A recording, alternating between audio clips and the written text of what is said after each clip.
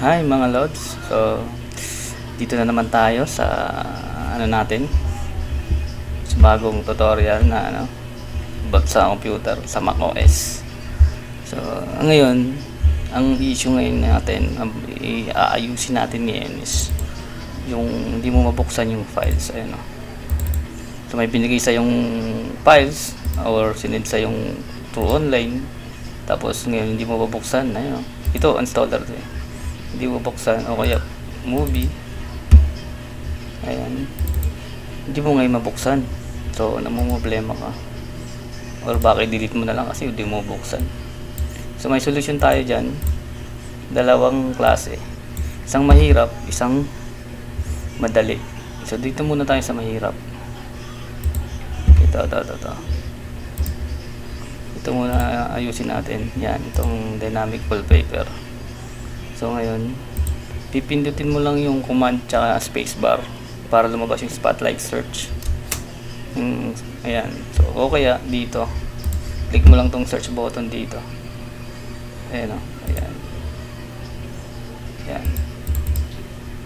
Type mo lang terminal. Tapos press enter. Ayan, lalabas na yung terminal.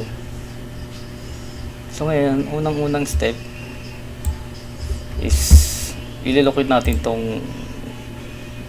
yung folder na to dito sa terminal. So itatype lang natin yung cd space, tapos i-drag mo lang itong folder na to dito. Ayan, tapos enter. So ayan na, nasa loob na tayo ng folder. Malalaman nasa loob na pag in-ls mo. So ayan. So, ngayon titingnan natin yung permission. Kaya pala siya hindi bumubukas dahil permission nito is write lang, kaya wala siyang read. So ngayon, ayusin natin yan. So type natin tong command na to, ls -lah, tapos yun lang. So hindi yung files pa pala, sorry. Ayan, tapos i-drag mo yung file dyan sa terminal. Ayan, tapos press enter. Ayan, itong i-explain ko lang tong permission dito. Ito yung permission nya, oh. Ayan, write lang siya, oh. Tsaka execute itong isa, ito write din. So itong tatlong na to, yun yung user. Tapos itong tatlo na to, ito yung group. Ito yung tatlo na to, ito yung others. So i-ibahin natin yan sa pamamagitan ng code na to para mabuksan natin to. So ng code is chmod, yan, tapos halimbawa group g equals to read write na, tapos yung files yan. So press enter.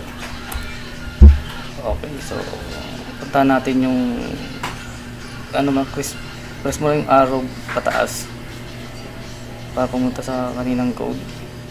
Ayan, ito.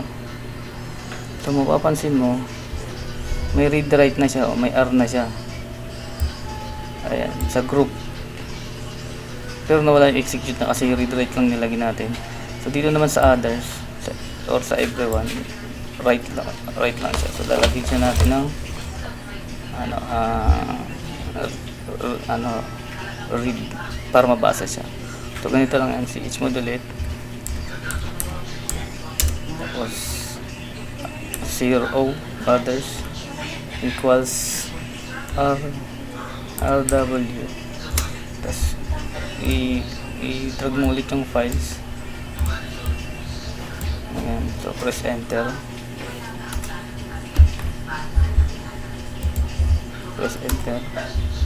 So ayan na. So din ulit tayo sa kaninang code para makita natin yung permission. Ayan na. So yung permission niya ng user ay ng group read write na. At yung permission niya sa everyone, sa others, read write na. So try natin open to. Mabubuksan ha. Ay, ganun pa rin. So kailangan yung user i-set natin ng user. So ch mode u equals read write. Execute na natin, lagyan natin read write execute.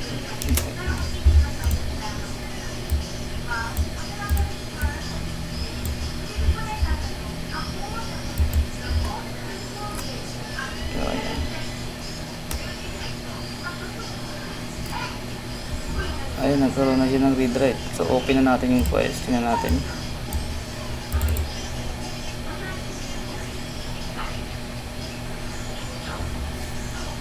So ayan, wala na siyang error. Ayun, nabubuksan na siya. Di ba? Nabuksan na siya. Ayun, okay. So yung isa naman. So okay na to. Pwede na siya buksan. Ma-install na yan. Ito namang movie. Yung dito na naman tayo sa mabilisang napakadali lang talaga ng solusyon nito. Ito kasi mahirap talaga to, yung solution natin sa terminal. Itong isa is napakadali. Ito, Hitman.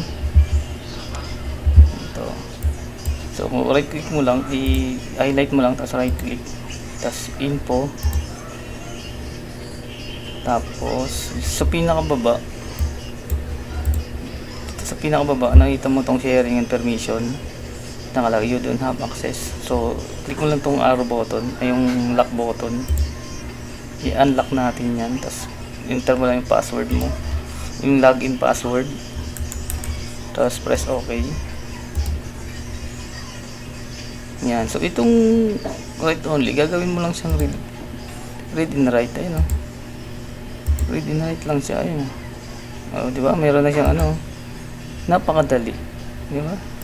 Tapos ito unlock mo na. Ganyan lang kabilis. Tapos pwede na itong panoorin.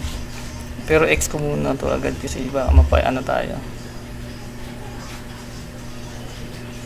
Tawag doon. Ayun na. Di ba? Ayun na. Di ba? Okay na. So thank you. Susunod ulit.